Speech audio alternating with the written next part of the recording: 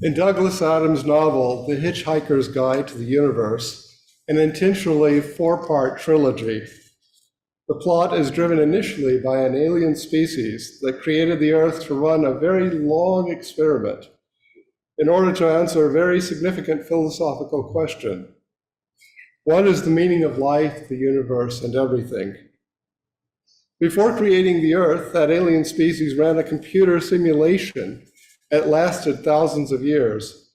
And at the end, the computer told them that the meaning of life, the universe, and everything was 42. Being confused by this answer, the alien race created the Earth to test this response. Their curiosity had to have an answer. I've sometimes wondered if the alien race were Unitarian Universalists.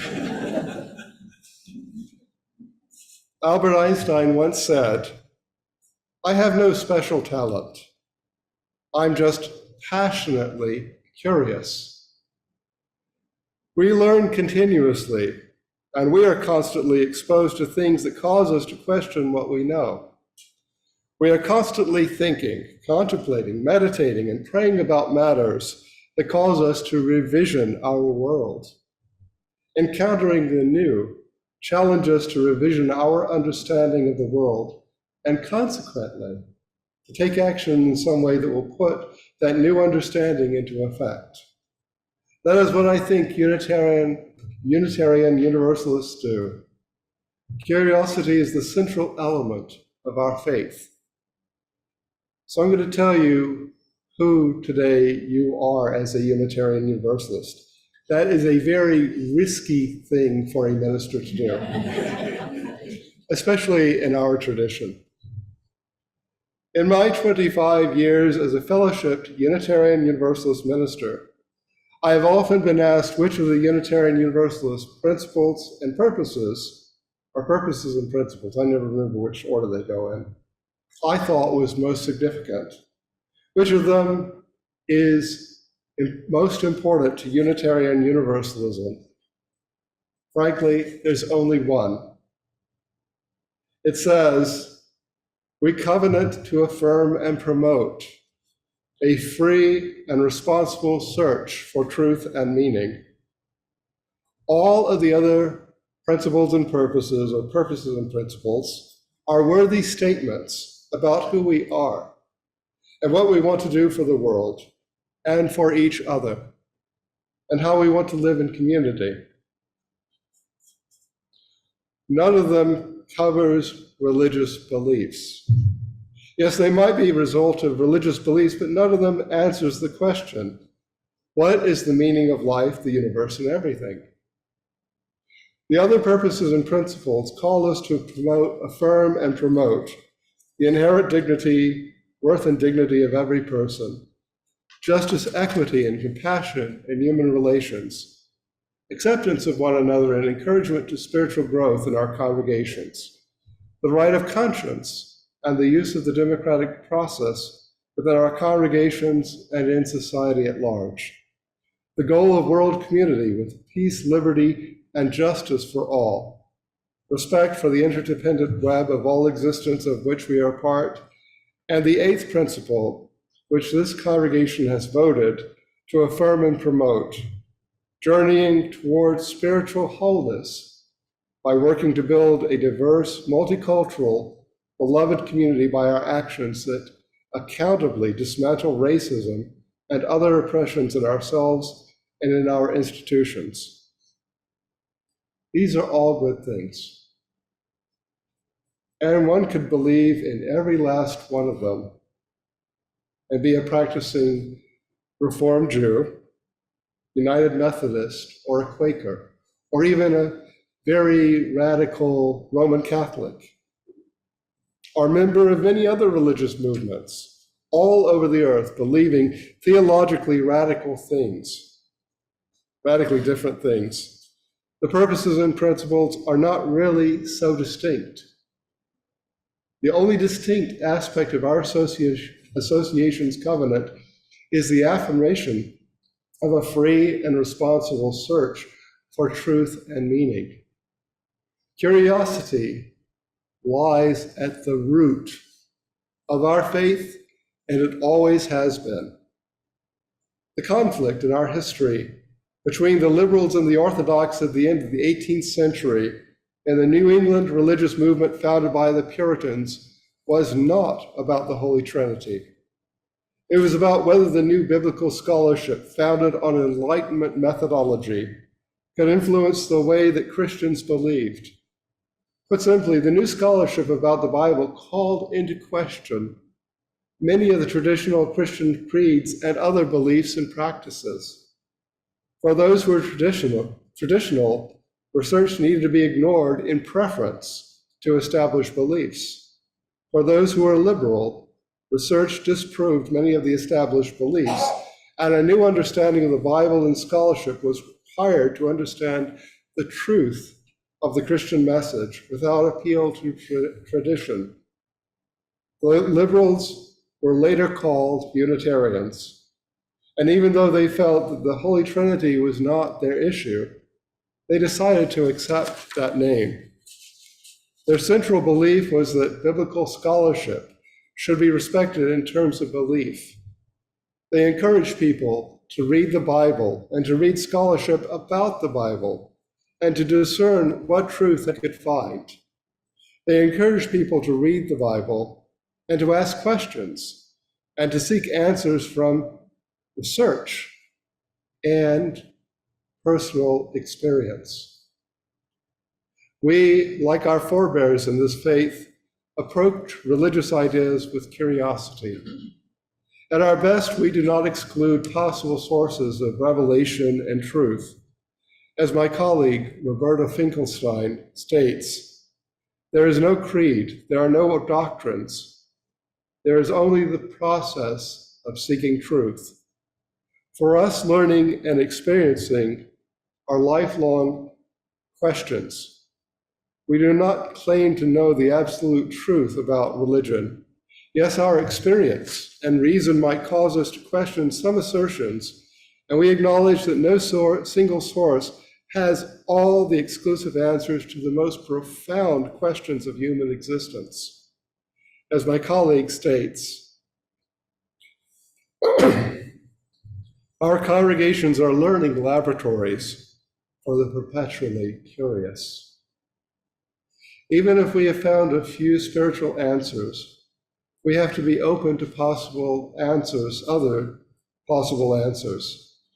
That does not mean that we embrace everything that we encounter, though. Rather, we ruminate on the truth that every learning imparts, and we decide how new information informs our experience and perspective. I suspect there's a pattern to becoming a Unitarian Universalist. One is taught one faith perspective, but one learns along the way to ask questions. One says, is that true? What if I believed that? Approximately only 10% or fewer of the Unitarian Universalists grew up in this religious tradition and did not go through this experience the way that most Unitarian Universalists did, coming from no faith or a very different faith tradition from ours. And they're all different from ours.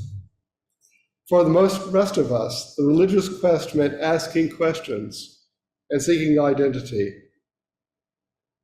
When I was a teenager attending the University of Georgia, I acknowledged that I was not, nor had I ever been, a conservative Southern Christian. I surreptitiously sought out my spiritual identity. I read many texts and tried to identify my spiritual beliefs. I was moved by Marcus Aurelius's appeal to duty and the common good. I was shocked to discover that with Muhammad, that I agreed that Jesus of Nazareth was a prophet and not the only begotten Son of God, second person of the Holy Trinity. In 1984, I found the movie Dune too violent and incomprehensible to sit through it. I walked out of the theater where my friends were watching the movie, found a shopping mall bookstore, bought a copy of Lao Tzu's Tao Te Ching, and sat on a bench in the shopping mall for a couple of hours and read through it. It was a great couple of hours. And the experience altered my understanding of being human.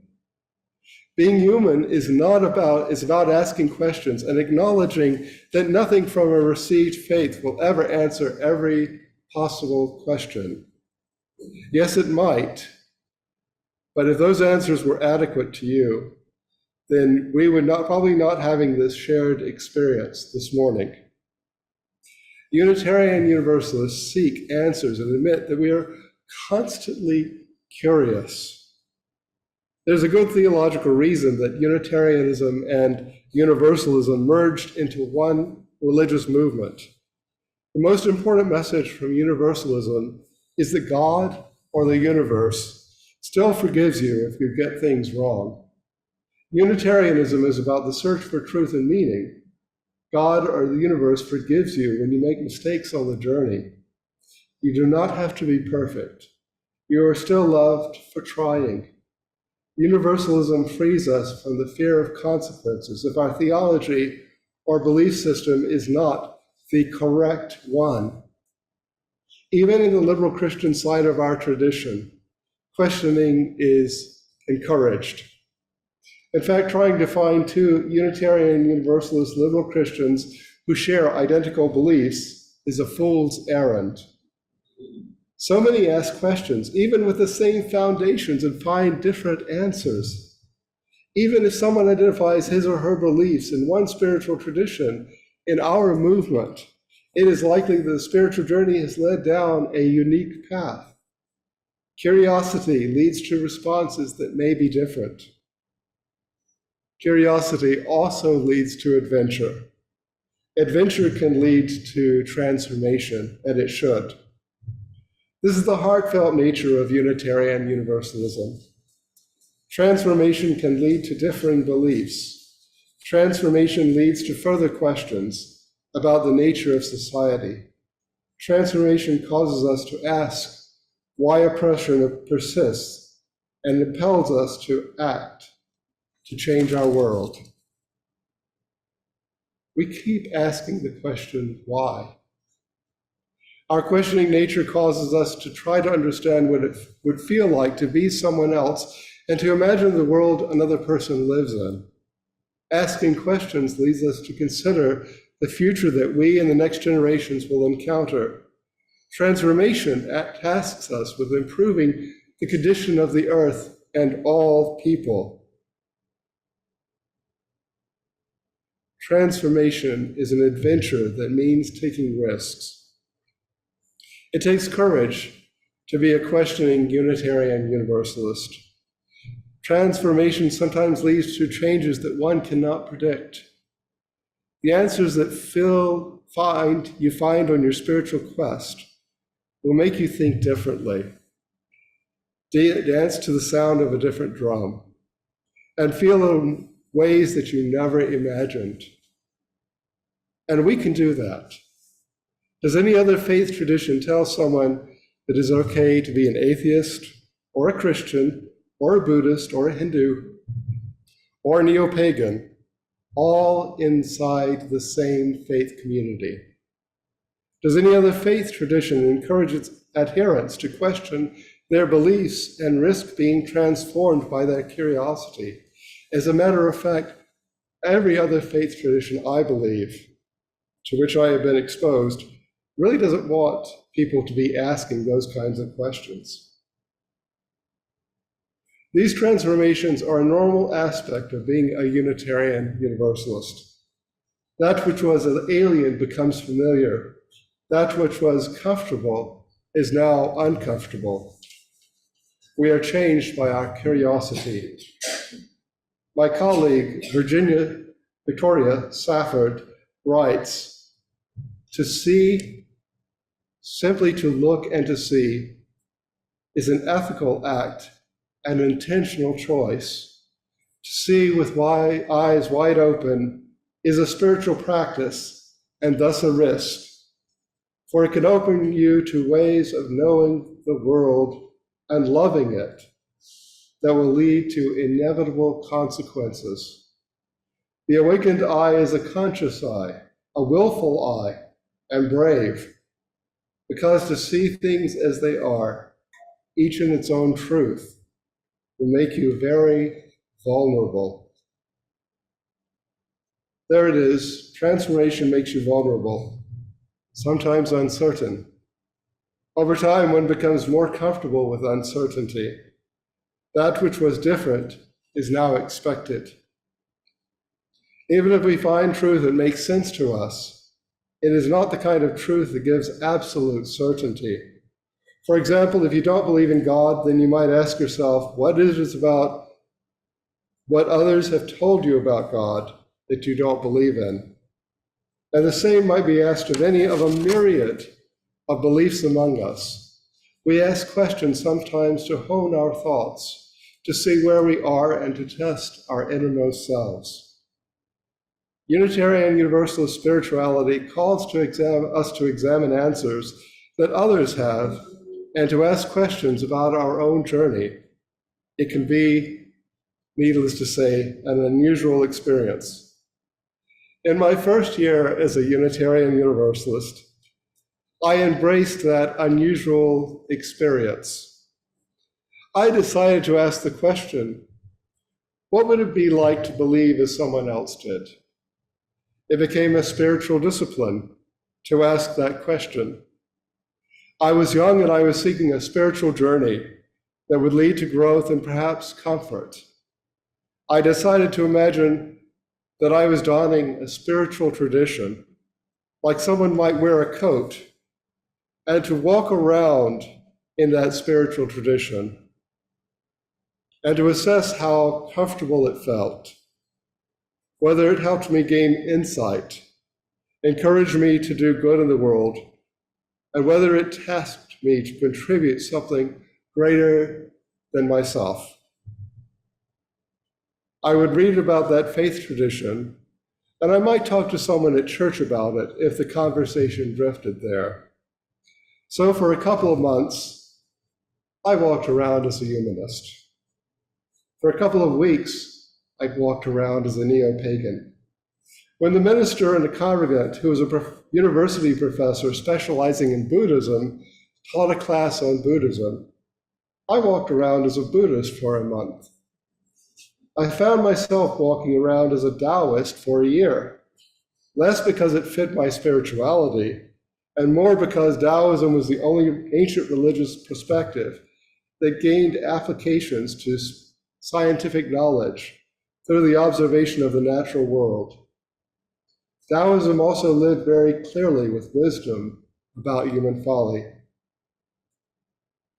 One of the greatest, holiest gifts of this Unitarian Universalist tradition is that we can examine many different religious perspectives and weigh them in the balance to discern the truth that we find there. And that derives from our Unitarian tradition that sought new scholarship about the Bible. Unitarianism called upon followers to discard beliefs that higher criticism revealed were later additions to back up theologies that served church leaders' purposes. They encouraged religion to be interpreted without the influence of doctrine or tradition. They encouraged questioning of religious ideas within the tradition that they knew. Curiosity is the Unitarian Universalist spiritual discipline. It is not true that we do not embrace other religious spiritual disciplines from many different sources. Many Unitarian Universalists do pursue spiritual practices. At the core of this faith, though, is the necessity of asking questions, seeking truth, and revisiting beliefs that we previously swept from our minds.